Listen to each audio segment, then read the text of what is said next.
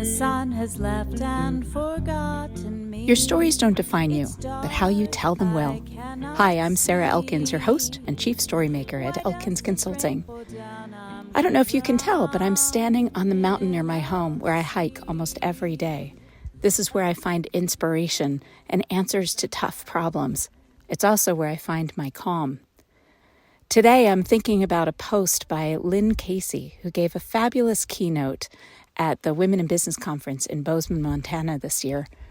And I'm reminded of what she said about why we crave connection, the past events of recent years that have contributed to disconnection, loneliness, and polarization. And I'm reminded of an episode that I recorded with Amy Daughters probably over a year ago. She wrote a book, Dear Dana, about her experience handwriting letters to hundreds of Facebook friends. She reached out to them via Facebook Messenger, asked for their home address, and mailed handwritten letters to them. The episode is very meaningful to me, and I hope that you'll listen to it and be inspired to write your own notes to people. They could be a full letter. It could be a card that you pop in the mail, or a postcard if you're worried about filling a page. But even a handwritten sticky note placed where your loved one or a friend will find it unexpectedly and put a smile on their face. Listen to this episode with Amy Daughters and let me know your thoughts. It's your turn, listeners. How will you find a discreet and wonderful and loving way to reconnect with someone in your community? Amy Daughters, it's such a pleasure to meet you. Thank you so much for joining me on this podcast episode. Well, I'm so excited, Sarah. I'm honored to be on. So thank you so much. Yes, well, absolutely. Once I read your bio and some of what you've done in the last few years, I was compelled to reach out and have this conversation, partly because I'm such a believer in what you're doing. I don't always do it, but I've been reading a lot about the impact of writing things down with your hand and not typing. And I have a dear friend that is a big proponent of what you've done over the last few years. So rather than be all weird about what you do, what you've done, and where your book came from and all that, let's start with the beginning of the question that I love to ask my guests is to share something about themselves that most people might not know about them. And I think you already have something in your head for that question. Are you ready for that? Sure, I'm ready for it. Great. So, one thing that people don't know about me is that when I was a little kid, I collected baseball cards and I was obsessed with statistics. And I would when my parents would go to bed because it was 9, I would sit up on my bathroom floor and organize the cards by statistics. And I was fascinated with baseball statistics. And I didn't know that later I would, that kind of foreshadowed something, that happened later in my adult life. But most people don't know that my love of sports and numbers started I was literally 7 years old on the bathroom floor. Dad, what's an RBI? And then once I figured it out, I was oh, here's what I'm going to do. I'm going to sort these cards by that, So wow. The little me would be embarrassed with our sharing, but I'll go ahead and share that. So no, there's nothing embarrassing about that. And you're right. I mean, why would anyone know that? And I'm not surprised by it just because of how you went about reconnecting with people when you felt disconnected. So let's tell the story of what you did without telling the story of what you did. Let's start with the first time you realized that what you wanted to do was reconnect with the people in your life, that you felt disconnected from them. What was the very first one? Oh, the very first person I reconnected with?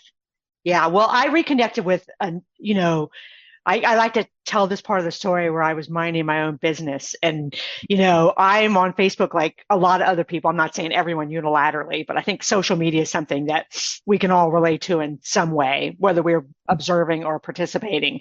Well, I was minding my own business and I was thinking, I worked at a summer camp. I grew up at a summer camp and have all these connections from the summer camp. Well, there was this one girl whose name always kicked around in my head. I was like, whatever happened to Dana? Because Dana was this loud girl who was my loud girl friend, because loud girls stick together, Right. or don't like each other, one of the two. But anyway, Right. we probably spent 6 weeks together in the 1980s being camp counselors. And I don't even really have any lucid memories except for we were funny and loud and we liked each other. And I had always been like, well, so what happened to her? And so one day, like everyone else, I'm like, oh, her name came to my head, was on Facebook. So I typed her name in and there she was. And I friend requested her and she accepted. And it's hilarious about modern day relationships, because who knows what, and who knows if she even remembers me. And it was Right. super weird because, summer camp relationships, it's like college or other things. You always are hooked to mutual people. That's one of the things, because we're all connected in some way. Well, me and Dana had zero mutual connections, which is super rare. Right. So I was like, does she even remember me? But so then I went and did what we all do next. And I was like, oh my God, her hair changed. Wait, she's got a bunch of kids. Wait, she lives here. Wait. So I stalked, I did the stalking. The Like Google stalking. Yeah. yeah, and Facebook stalking. I wandered through her pictures and her life, and I spent a delightful 15 minutes with this person who I was never talk to or see again. And that's the moment when things shifted for me. That was when my whole life story pivoted, was on that really like completely regular life event of stalking, looking someone up, looking at all their stuff, and then moving on to the next thing. So what did you do? Well, what I did was I looked at her page, and then I realized right away that a lot of her content had to do with the fact that she had all these kids. She had 5 kids, so she had like overachieved in life. Like, and kids, like I have two, so I was like in the amateur hour. But so I right away I found that she had 4 daughters and 1 son, and the son was the youngest. His name's Parker, and right away I found out that Parker was at St. Jude in Memphis, and so he was fighting cancer, likely Oh, fighting for his life. And so, right. as a mom, as a human being, as a person, I immediately became engaged in this story. And so, the first thing I did was nothing. She asked for people to pray, so I kind of prayed. I was in the background, but I started watching, and I could kind of feel myself over feeling it. Like you don't really know her, like so, but you don't tell anybody that when you're online. Like you're not Right, right, sharing right. that. Like I'm not acting on that, so who cares? And so I really started kind of following along to the point where I started looking for information, because here's this kid. I'm the mother of 2 sons. She's the mother of this 1 son and the 4 daughters. So I thought it was just that. I was just being engaged, and then so Parker fights through cancer. She's a big, like very honest, like sharer. So she's sharing all this. And I think a Super lot of people, vulnerable. yeah, super Right. vulnerable people. And I think a lot of people were engaged and brought into the story just like I was. Only I didn't like anything. Like I didn't physically do anything. I just watched. And so then he went back home. This was like 2014. And then at the end of that year, towards the fall, you could tell something was up. And then finally she shared this long, very hard post, was like, oh my gosh, this is, the worst news we could have gotten, but we're here for it. We're going to go fight it. We're going back to St. Jude because the cancer's back. And I was like, oh man. And so then like I'm thinking about it and I pray about it, but everybody can frame this like faith-based, however they want to frame it. But I was thinking about it and praying about it. And I was like, all of a sudden, like out of nowhere, like, like a bolt of lightning. I was like, you know what I'll do? Because I do a lot of words for what I do. And I was like, I'll start writing them letters and I'll start sending them to the Ronald McDonald House in Memphis. Like that's totally crazy. So that's the moment I wanted to reconnect with someone, because I felt like I got to do something. And I think as human beings, it's a Right. completely valid response. I got to do something for Dana, who I don't even know. And Right. Well, we so feel so helpless when we right, see a story like that. Right. right. And I Yeah. had been over, course of a year or more, felt like I was involved, even though I wasn't in the story. So I came really invested in this. So I was like, every Sunday I'll write them a letter. So I started writing Dana and Parker these letters. And I'd had no contact with her in 30 years. Like we did life completely separate. I'd never met Parker.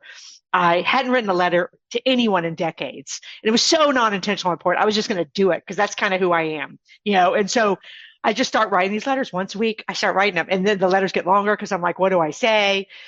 I'm thinking of you, I'm supporting of you, blah, blah, blah. Here's my life. It's boring, but you're welcome to it. And then about 8 weeks into writing the two of them, you see the post again begin to shift, like tick, tick, tick, like this isn't good. And so Right. new year comes, and then I come home one Sunday and there's this like really tough post, not tough. I mean, there's no words for this. Like Parker's Right. passed away. Right. Parker's Oh he God. passes away. He's 15 years old. And I, Oh, again, overfeeling it, you like as a weep. human being, yeah, I weep, I cry. And my Yeah, of people are like, "You course. never cry, Mom. Why are you crying?" I'm like, "No, Parker, you know," and this is not my story to tell, which is what makes my story difficult to tell because part of it I have no business telling. But I sat down, I was like, so I went and bought a condolence card, I mailed it, and I was like, what do I do? Not that it had anything to do with me, but I still felt like there was something I was supposed to do.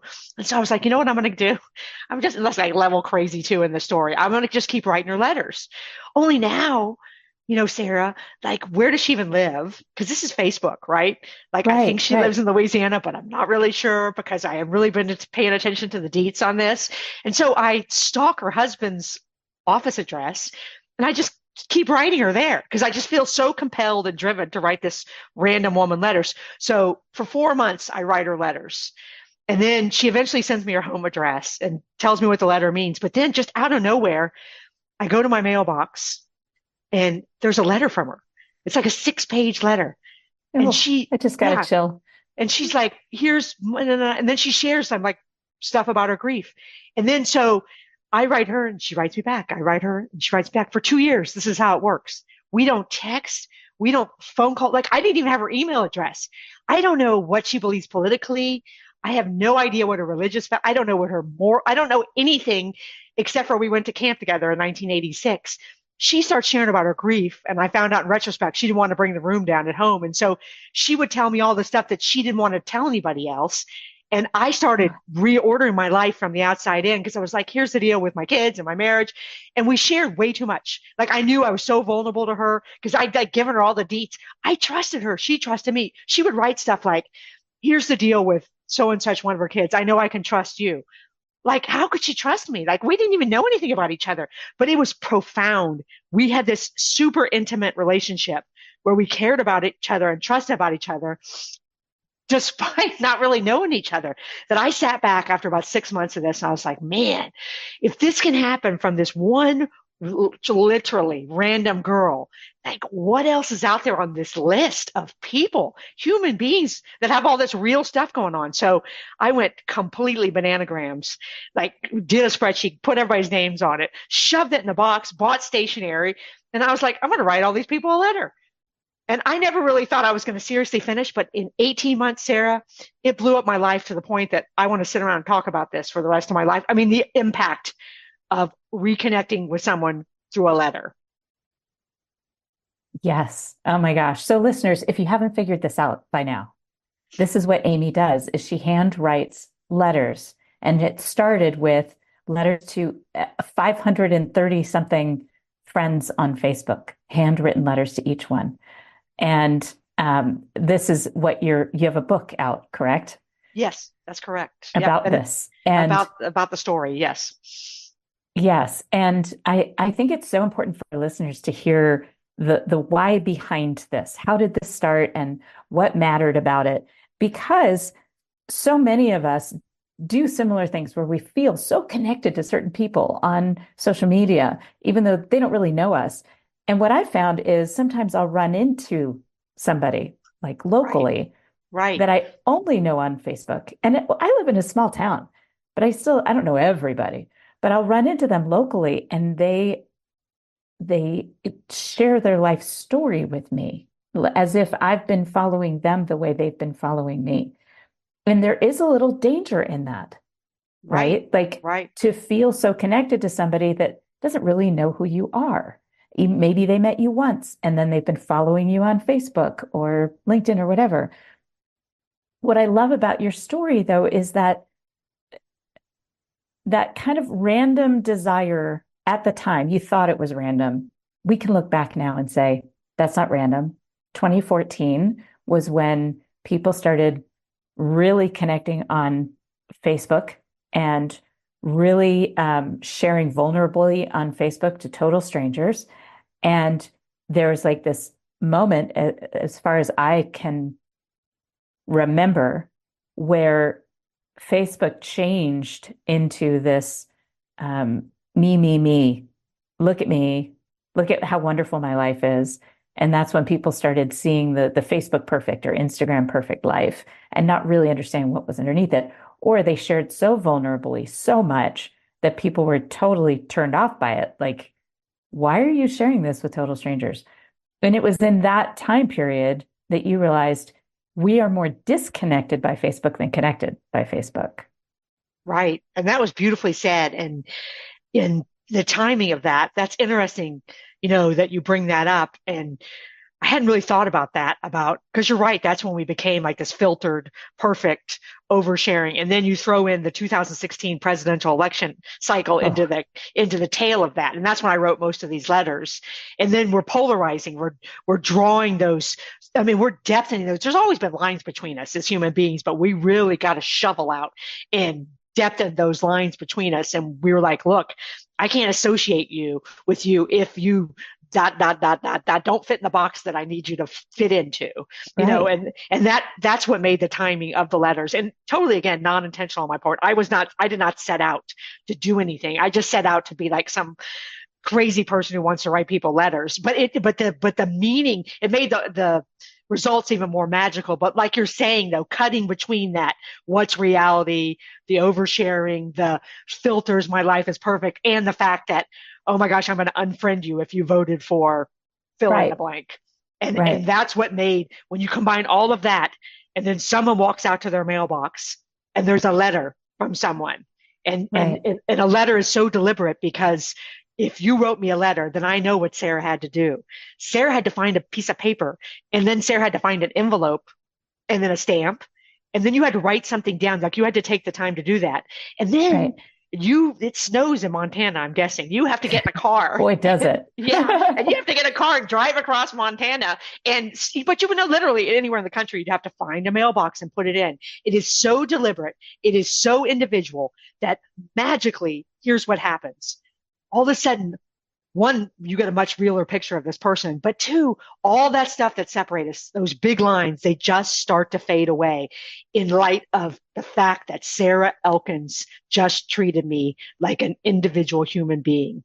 And I had no idea the power that would unleash on people, that it would just be Right. this such a force of good. And then it cuts through too, because when you write a letter, you see crossouts, and unless you're going to start it back over again and again. So what you're talking about, that Right. filtering, that perfect persona gets blown up, just completely blown up because you're like, oh my gosh, you can't spell, you can barely write, but that makes people feel, because there's nothing more reassuring than knowing that everyone else is just as messed up as you are. Yes, absolutely. There's company and comfort, right? Yes. There's comfort in the company, knowing that this person, first of all, sees you, and second of all, has real feelings behind what they're doing, which is what you're saying about making it's so deliberate to write a letter. Years ago, I read the book Happy Hour with Einstein and then Happier Hour with Einstein, written by my dear friend Melissa Hughes. And when I read the books, I happened to be on the board of the Women's Leadership Network here in Helena, Montana. And I said to my committee, my organizing committee for the conference that year, we need to have Melissa Hughes here to talk about how gratitude changes your brain. One of the things she did we had over 100 people in this conference, which is a lot for a small town in Montana. Over 100 women were in there, and each of us had a thank you note as part of our welcome packet, a blank thank you card that we were expected to write a thank you note to somebody on that card. At one point during the workshop, she had each of us call somebody that we care about to let them know that we cared about them in that moment. And there were tears. I remember, as one of the organizers and hosts, I was walking around with boxes of Kleenex. Everyone was laughing. I mean, it was so phenomenal. Here's the kicker. She studies neuroscience. And when you handwrite a thank you note, you get more of a boost of that oxytocin, that feel-good drug, than the person who receives it. Right. No, and that is so true. But I tell people this all the time. I was the one, because it's generally accepted that if you write me and tell me that you care about me and value me, that I'm the one who walks away the person most changed. But the reality, and I learned this 580 times, you know, you're the person who's the most changed, the person who is releasing that Writing them. thank you, that congratulations. Because I went from saying, what am I even going to say in these letters, to being like, once I looked at their profile, then once I realized who they were to me, all of a sudden I had so much stuff to say. Thank you. I'm sorry. Congratulations. I support you. And I started to see all these things that were going on in people's lives that I couldn't see in the news feed, that I had to treat people Right. one person at a time. And I give a speech about this, which is amazing because it intersects with, I wrote down the name of that book, your friends or your associates speech, because we write a letter in my speech. I have cards that say, dear Mhm. friend, I'm writing you a letter. And we write a letter because, you know, it's like a kickoff. We talk about it and then we do it. And it's the most gratifying thing in the whole world to me, not the speech, but that I'm going to, every time Right. I speak about this, you know, 50 to 75 people are going to go write somebody a letter. It's the best Or thing more, ever. we hope. We hope Yeah, you no, get we a have. much bigger audience for this because it's absolutely critical work. It's Right. critical work. We need this now more than ever to connect beyond the keyboard. And that's my hashtag for my no longer virtual event is called Connect Beyond the Keyboard. That's my hashtag. Well, we are And the same ilk then, for we sure. are. And I think part of what resonates so deeply with me about your stories and about how you're going about this is that back in 2014, 15, 16, I was connecting with these incredible people on LinkedIn. And again, it was before everything shifted to being it's all promotion, it's all marketing, it's all sales. Um, Back then, the only people originally who could blog on LinkedIn were what they called influencers. So it's Richard Branson, right? And Right. all the big names. And I remember when they released this opportunity for other people to blog, you had to submit a request, an application to blog on LinkedIn, and you had to have a writing sample. And I had been blogging on my own site for a little while.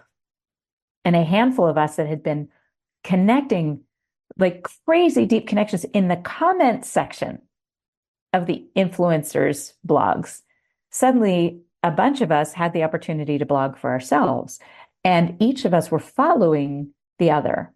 So we had this Right. crew of about 20 people or so that were connecting in this very deep and thoughtful way. We had never met ever. Right. Right. And it was in late 2016 that I finally said, okay, I really want to meet these people in person. Because if I'm learning this much about them online through our comments and emails, and sometimes picking up the phone, which again, awesome way to connect, Right. people just calling me and saying, hey, we've been connected on LinkedIn, let's chat. And I remember this moment of thinking, if I've learned this much from these people, just from these interactions, the learning would be exponential if we were in the same room together. And that's when No Longer Virtual was born. And we are getting Wow. ready to celebrate our seventh No Longer Virtual in the end of February this year. Well, congratulations. Thank you. That is amazing. And it is amazing how our stories intersect, even in the timing, like the time of, and even some of the Yes. words you used are some of the words I use when I tell my part of the story. But I have found this story has like attracted like so many like-minded people. Like I've connected, and this is a very special connection because I think that there is, but I think it represents a larger human desire, you know, a larger human Yes, desire to talk about what you're talking about, to talk about what I talk about, you know, exactly. because what the basis, there lies so much hope in this. I think we're all so desperate for that. And I think we really do Yes. represent that, you know, in each other. And that's so important. That's an important component of mental health, first of all. But I mean, in isolation, you know, there's so many physical detractors to that. But anyway, yeah, the no longer virtual is, I mean, that's right up my alley for sure. Yes. I would love to see you there next month. Next month starts tomorrow. Yeah. Ooh. We're recording this on January 31st for our listeners, just so that you understand that. So, Amy, I would like to come back to another story that I'd love to hear you share, and that's you've done lots of public speaking on this topic, on the project that you took on of writing 580 letters to people. So what I'd love to hear is, I know as a speaker myself, it's the moments after my presentation when people come up to me that are most meaningful. I love getting the job. I love engaging the audience. I love hearing the laughter. I love seeing people feel something as I'm sharing things from the stage and having them share things among them, doing workshopy exercises. The powerful moment, though, is right afterward. And one time I did, just last January, I did a 22 minutes TED style talk at the Servant Leadership Conference in Fort Worth, Texas. And I had interacted with a woman who was facilitating the sound. She's the one that mic'd me and got me ready. And I had met her the day before. We did a little bit of a practice, like 3 minutes of my presentation. But after that, I stepped off the stage quickly because it was a quick turnaround and I didn't want to take up more time for the next person that was getting on stage. And I got off the stage. It was dark in the room. The lights had gone down and I went beelining for the sound table so I could drop off my mic. And this woman hugged me. She was kind of, ambivalent about me the day before, but she hugged me with this deep, heartfelt hug. And she said, I never thought of my stories that way. Mm. And it didn't matter what else happened after that, because to me, that was success. So I would love to hear one of those experiences that you had, or maybe more than one, because I know it's hard to pick one. So. Oh, absolutely. Well, I had I'm not sure where I was, but I had an older lady come up to me after this talk. And she said that she had grown up on this road somewhere in the Northeast. And it was like a road with she must have been 70 or 80 with like 10 people on this road. And it was kind of rural. So it was like their whole community was this road. And she said, I'm going to go home and I'm going to write a letter to each of the kids that lived on that road. And she had tears in her eyes and she kept in touch though. And really the best part of the story is after she told me what she was going to do and she wrote me and told me that she had contacted each of these people after, and reconnected with each of them, and not just, and it was seeing them again as adults. And it was great because she was I think she was not aged out of social media, but that wasn't her means, which was kind of even better because she didn't really know. So she tracked these people down and wrote each of them a letter and told them memories of what it was like growing up on that road. And they ended up all getting together, or the ones that were alive still. And it was the most gratifying thing. Amazing. I think that's one of the most gratifying things that's ever happened in my life, and because I get a lot of stories about other people who write letters, other people who send birthday cards or send thank you cards. And another person, I had a guy come up and tell me that, again, an older gentleman, and he went and made a list. I think this was it's like in the panhandle of Texas. He made a list of the 25 most influential people in his life. And not only did he write them a letter thanking them, he went and hand delivered each one. He made a trip out of it. And he scheduled, said, I'm coming. Can I drop this by your house? And he said, again, I mean, you talk about gratitude, go next level, write a hand and then show up at these people's house and say, and he said he didn't stay long or unless they asked him in, but he said, I just want you to know, Sarah, you made such a difference in my life. I want you to know that you made enough of a difference. I'm only going to just write you this letter. I'm going to show up at your house and hand it to you. Wow. That's amazing. So I'd like to keep on this track because this is so meaningful, the impact of what you're doing, what you're sharing, your own experience, but also of the impact you're having on other people. I'm coming back to this experience I had when my younger son was in high school. I think he was a freshman in high school, and his theater class went to the Montana Historical Society and unearthed letters that had been contributed to the Historical Society from everyday people from the pre-Civil War pioneer days, letters that were written back and forth to family members back east that had made their way to Montana as in the gold rush or as pioneers and homesteaders, and freed slaves that wrote back letters and were receiving letters. And they unearthed a bunch of them and they performed them. They had one of the students read the letter as the narrator, and a couple of the others maybe act out or recite part of the memorized letter. And I'm telling you, all of us in the audience, they performed it at the Historical Society, one of their meeting rooms, and all of us were just silent. You could have heard a pin drop in that room. And I asked my son why that was meaningful to him. And he said, well, because these were real people. These weren't celebrities that we were learning about. This wasn't history told by the person who led the army. It wasn't history told by a historian looking back. It was history told by a person who was experiencing it at that time. So Wow. here you are telling these stories, and granted, most of us over 50 have handwritten letters for our lives. Maybe we stopped after we left our homes and stopped writing thank you notes, courtesy of our mothers saying, write a thank you note right now. Right. You have to write a thank you note to your Aunt Judy because she sent you this gift or whatever. I think a lot of us have kind of put that by the wayside. And, but it's those people under 50 that I'm seeing the impact as well. People who show up for No Longer Virtual because they really want to connect beyond the keyboard. But also, like my younger son who did this experiment or theater program, he went to visit my mom. He's 22 now, and he was 20 and he took this long road trip out west and stopped overnight for a couple nights with my mom. When he left, not only did he strip the bed that he slept in, he left her a note.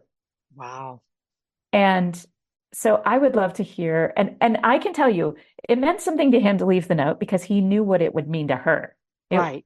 It Right. wasn't like, I'm going to do this because it's going to boost my oxytocin. It was like, Bubby will really appreciate this. Yeah.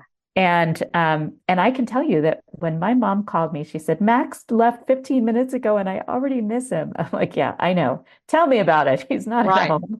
But Right. then she said, Sarah, he stripped the bed. And I said, yes. And she said, and he left me a note. And I said, well, yeah. And she said, don't, well, yeah, me.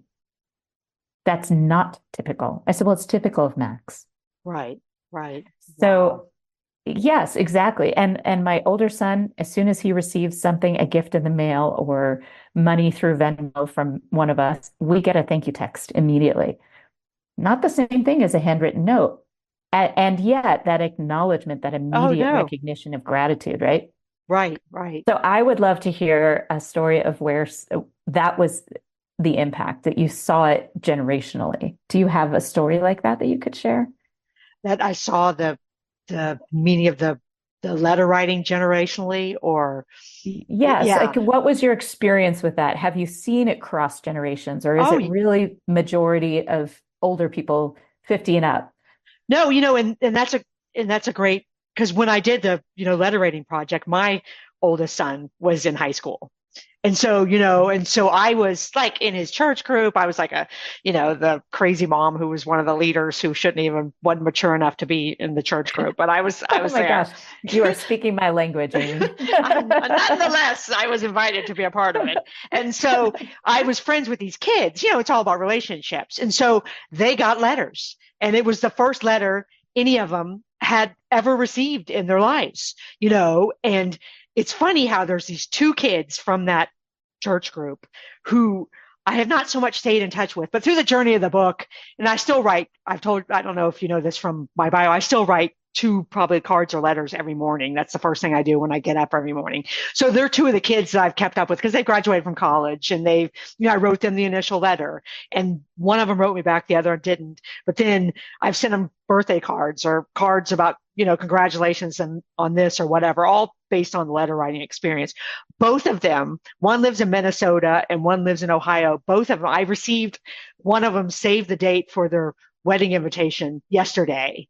And he wrote Wow. on the back, hope you can come, Miss Amy. I mean, I haven't seen this kid since 2016 when he graduated from high school, but that's the power. And and one of them, I sent a postcard when Dear Dana, the book came out, to all the 580 people who received the letter, because I felt like that was like circling back, and all were handwritten. It Right. wasn't like the book's coming out, it was all I handwrote on every card. And that kid's written me back every time I've written him. So here's a kid who is 25 years old, and I would assume that maybe he does it in his outside world, And not just for you. Right. Right, right. But I think that to your point though, if we set that example, they will engage it. My kids do. My younger son who lived with me through the whole, I mean, he lived with us. He was at home through the whole process, the book and the letters and everything. He was there when I mailed the last letter. I mean, he lived the entire thing.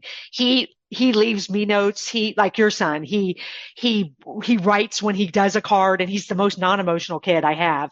But when a cousin graduates, he writes on both sides of the card, and he writes a very meaningful, emotional Oh, message. But I think it is about an example. It is about light, shining a light, and there's right. probably 30 high school kids I wrote in the project. So I'd like to think that has impact, beyond the letter writing project. Yeah. Oh my gosh. Amy, I've gotten chills a couple times during our conversation, and that was one. 10 years later, he's 25 years old and he's writing you notes and inviting you to his wedding. Like that Right. is just a Yeah. phenomenal connection. And can you imagine if we all did that, how modeling that behavior? I just this morning, as I was getting out of bed, I have one of these I won't call it a vision board, but it's like a poster that I made in early January with a group of women that I meet with pretty regularly. I keep looking at it every morning. I want to see if this works because I've always kind of poo-pooed this idea. But Right. every morning I get up, it's on the mirror in my bedroom. I look at it every day. Right attached to it, I actually stuck with tape a note that my brother had left on a little tiny sticky note the last time he came to visit. It is that he just left. I don't remember where he left it. And I have another one from him from when I visited him in Denver, and he snuck like two different notes or three different little sticky notes in my suitcase in my backpack. And I don't find them right away. That's incredible. And I look at this and I have one from my mom. This has been a tradition in my family. My mom that she was a baby nurse. And so she would get all of these fun swag from pharmaceutical companies that relating to like uh, diaper cream and formula and all that stuff. Well, Right. she had these baby bottle sticky notes from one of the formula companies. And this has to be, she's been retired for years. She left one in my bathroom cabinet in behind the mirror years ago, probably 10 years ago. And when we changed over that bathroom cabinet, I moved it. I put it into the new bathroom cabinet. And Yeah. I still, every morning when I open See it. that cabinet, I still see it. And it's like 10 years old. Yeah.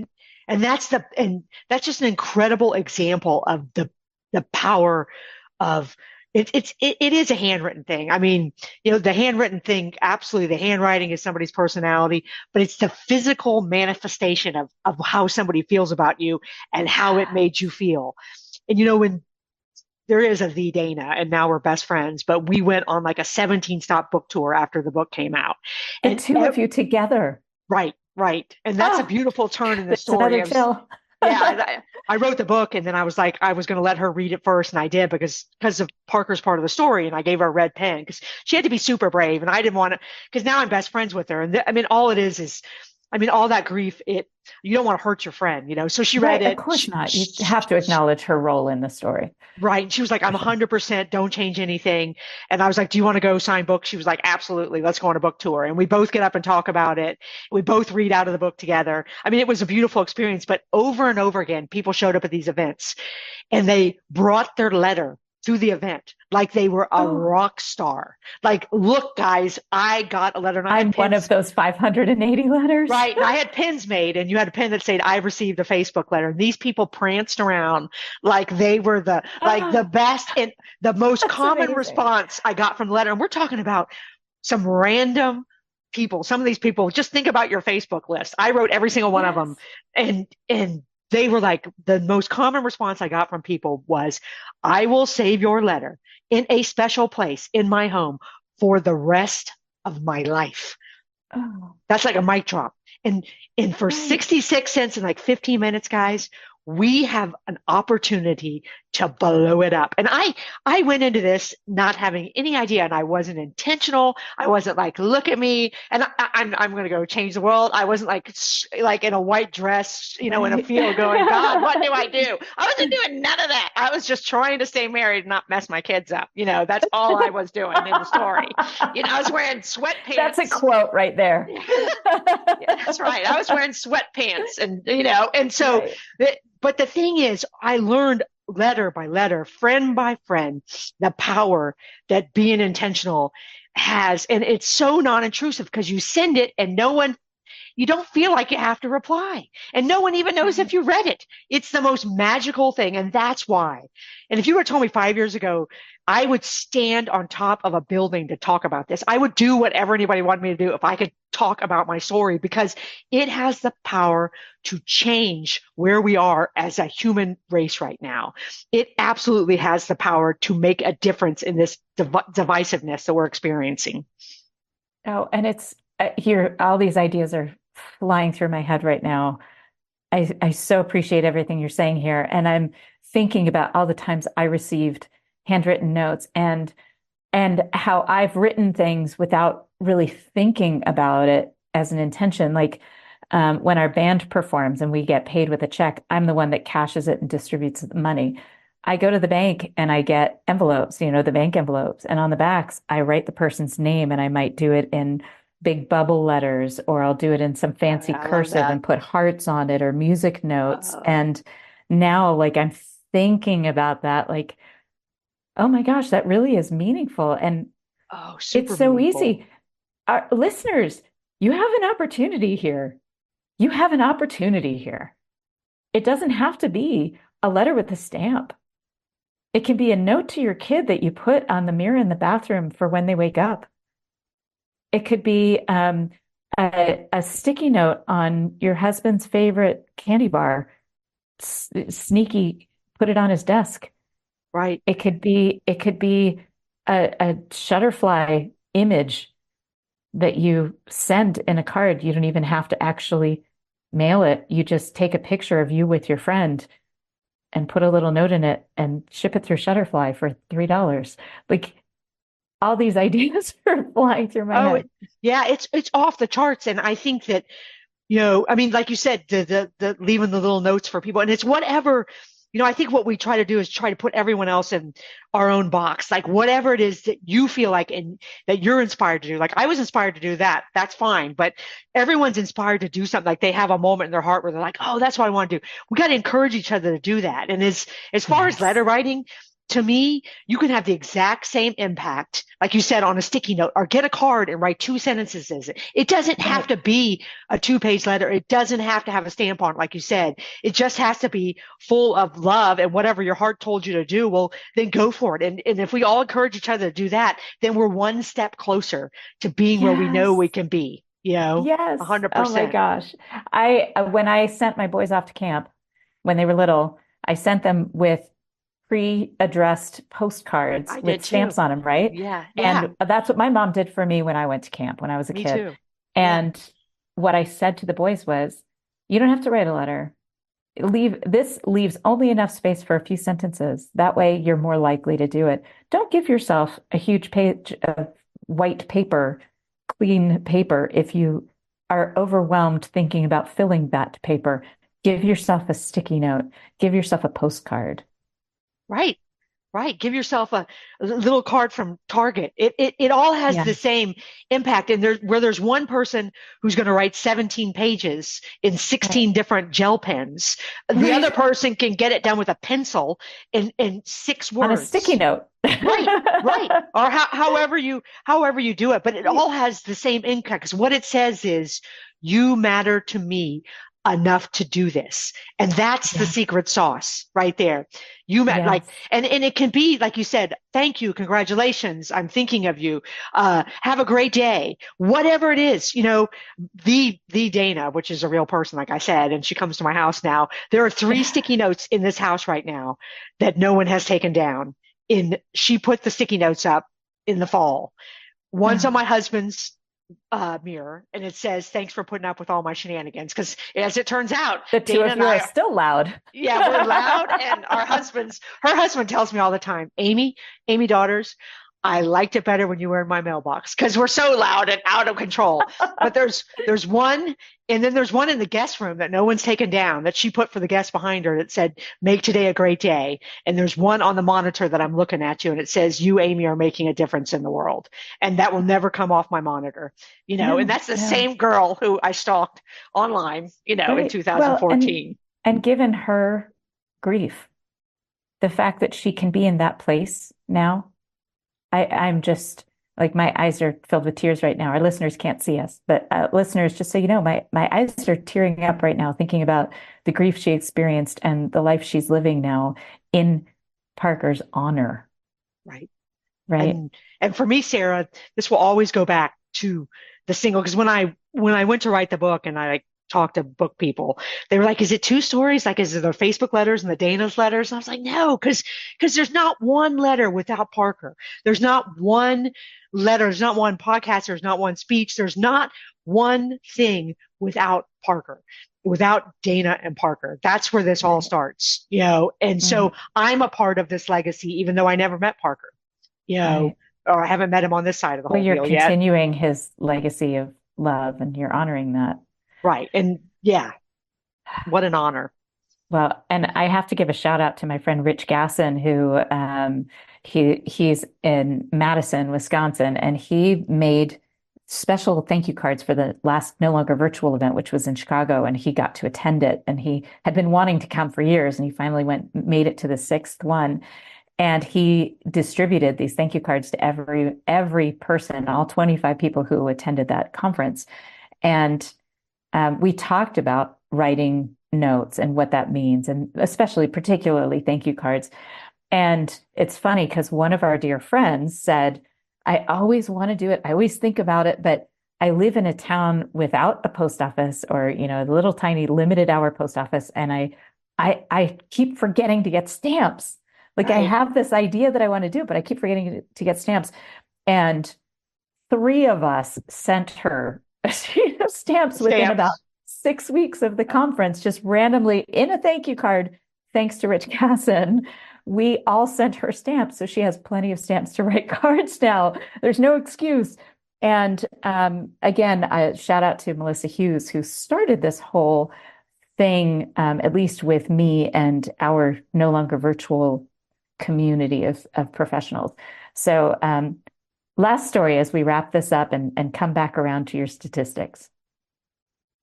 When you think about that little girl sorting your cards and understanding what an RBI is, think about the statistics of what you're doing now and the ripple factor, the ripple effect of those 580 letters. What does that little girl see in that now?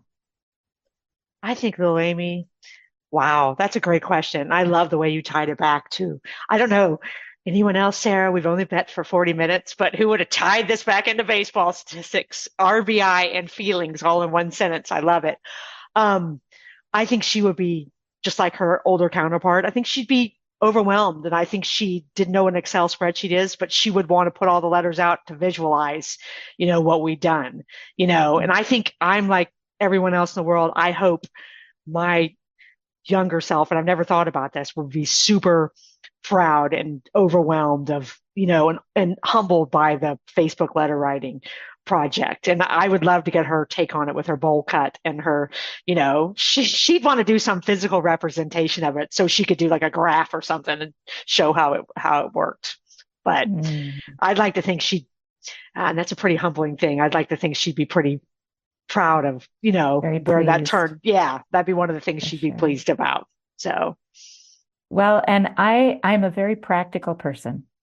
And it may not seem like it based on the work that I do, but I'm highly practical. The reason I took on StrengthsFinder to become a certified coach in that is because I understand the statistics and math behind the accuracy of this assessment. It's all about the practicality of being able to improve communication at work. right, So right. when I think about that, that's where I see you bringing together the statistics with understanding, being able to tell the story through the statistics. Right, right, and back and forth, right? Telling the right, statistics through the story. right. And I have a great, your viewers can't see this, but this is my infographic on the Oh, Facebook project. So it's like the oh, Facebook wait, project hold it by right the there. I'm going to numbers. take a screenshot so that we can include it in the show notes associated with this podcast and smile there. All right. I'll share that in the podcast show notes. Yeah. So I'm a numbers girl. I'll always be a numbers girl. And I write about sports. That's the other thing I do. And, that's why I write about statistics. So numbers is my Isn't things. that funny? I mean, I Yeah. didn't even know what you do now in terms of statistics and math. And then you hold up this infographic, which is exactly what I was sharing about, like how those things come together. I love Right. it. Right. That's And perfect. little Amy would have loved the infographic. She didn't know what infographics were, but she would have been all about it. So Well, I don't think any of us really did back in the 70s. yeah, exactly. Oh my gosh, Amy, this has been such a treat and a total wild card for me. Your publicity folks that are encouraging you to get onto podcasts, they're the ones that reached out to me. Right. And all I had to do was read that submission about what you've done and what you're doing and where this is going with your speaking and the potential for the ripple effects of our listeners hearing this story. That's all it took for me to jump in. And I'm just grateful for you for having spent this time with me. And again, for the impact you're making and the huge ripple effect that you'll never really know. Right. And I appreciate that. And those are very generous words. And I just want to say today for me will always be the day that no longer virtual, cross paths with dear Dana, dear friend is what I call the speech. But, and I think that's a great day. And I appreciate it. And I appreciate everything you're doing. And I think we're of the same ilk, like I said, and it's an honor to talk to you and to talk to your audience. And thank you for letting me share Dana and I's story with your audience. It's, that's what it's all about for me. So thank you. It is my pleasure. Listeners, it's your turn. Remember that title. Your stories don't define you, but how you tell them will. What are the stories that people can tell about you based on what you take from this conversation? Think about the stories that people are telling about Dana and Parker and about Amy that they'll never know, and yet continue to create this ripple effect of connecting beyond the keyboard, connecting authentically in a way that makes people feel seen and heard. What will you do? What is your next step? I would love to hear your thoughts about this in the comments. Thanks again, Amy. You're welcome. Thank you so much, Sarah. Smile, what's the use of crying? You'll find that life is still worthwhile if you just smile.